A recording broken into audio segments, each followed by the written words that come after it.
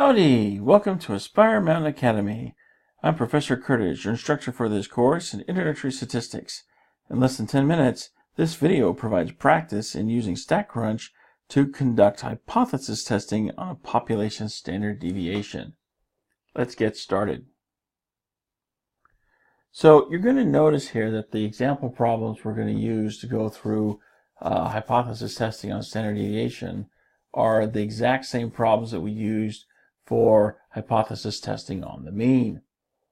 I figure if it's not broke, don't fix it. And these work pretty well. So same numbers, same questions. The only thing different is going to be the claim that we're going to be looking at. So here with discarded plastic, the claim is going to be that the weight of discarded plastic has a standard deviation greater than 1.5 pounds. So first question we're asked to answer is about the hypotheses. So in order to answer that question, we're going to have to think first about the claim that's being made. So here the standard deviation is greater than 1.5. That's going to be our claim. The null hypothesis, by definition, is a statement of equality. So here we've got the null hypothesis. Just set our population parameter equal to that claimed value. The alternative hypothesis typically comes from the claim, but that's only true if we have no semblance of equality in the claim. Here we don't have any semblance of equality with the claim, therefore we can adopt it as our alternative hypothesis. Notice that inequality sign there on the alternative hypothesis is like an arrow pointing to the right that says we have a right-tailed test. What's our test statistic? Well, that's easy to get out of StatCrunch. Go to StatCrunch, go to Stat, Variance Stats, because we're going through the variance. One sample, because we've got just the one sample. With summary, because we don't have any data, just summary stats.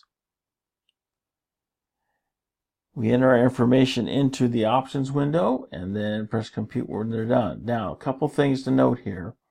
First, notice they want the sample variance. Typically, like in this problem, you're given just the sample standard deviation.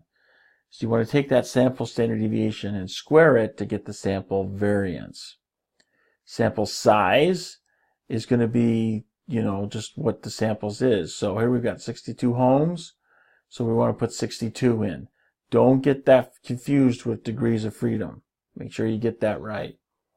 And then the other thing you want to watch out for is this claimed value here in your hypothesis test area.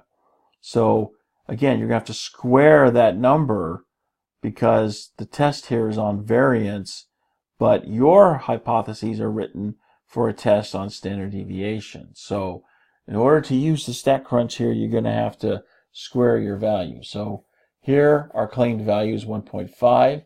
We square that to get 2.25, and that's the number that we put in to that claimed value field in StatCrunch.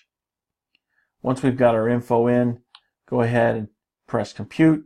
We get a wonderful little results window here. The test statistic, we can read it right off the window. We don't have to make any adjustments.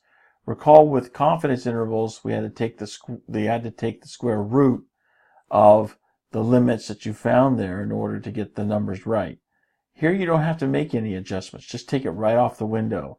So our test statistic, as always, the second to last value there in the results window. The p-value, always the last value right there next door neighbors with the test statistic. So you don't have to adjust these values any. Just take them off and use them. Now, are we going to reject the null hypothesis or fail to reject the null hypothesis? Well, in this particular instance, we could use the p-value if we wanted to. Here's our critical region, our region of rejection. We've got alpha equal to 5%, so that's the amount of the area that we have here in the right tail of our distribution, because it's a right-tailed test. Degrees of freedom, one less than the sample size. Notice we have this set to greater than, so we can get that right tail. And then the 5%, that's the area under the curve. And then, of course, what comes out of that is the boundary for that area, and that is our critical value. 80.23 is our critical value. But if we're using the p-value, we just compare that with the 5%. So the p-value we're going to get from our results window. So they're 0.9996, definitely greater than 5%. So we're going to fail to reject the null hypothesis. Notice if we were to use the test statistic, alternatively, 30.75, so that's going to be, somewhere over here. So definitely outside that region of rejection. Again, we reach the same conclusion, fail to reject the null hypothesis. What do you conclude from the hypothesis test? Well, keep in mind, what did we do? Did we reject or fail to reject the null hypothesis? We failed to reject the null hypothesis because we're well outside that region of rejection, so therefore there is not sufficient evidence. We have a one-tailed test, therefore we're going to support the claim. So the answer option we're looking for is answer option B. We failed to reject the null hypothesis, so there is not sufficient evidence.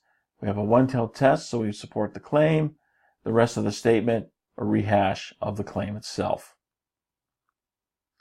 That brings us to the end of this mini lecture. I hope you found it helpful. You can find more mini lectures for this and other courses at AspireMountainAcademy.com. Thanks for watching. I'll see you in the next video.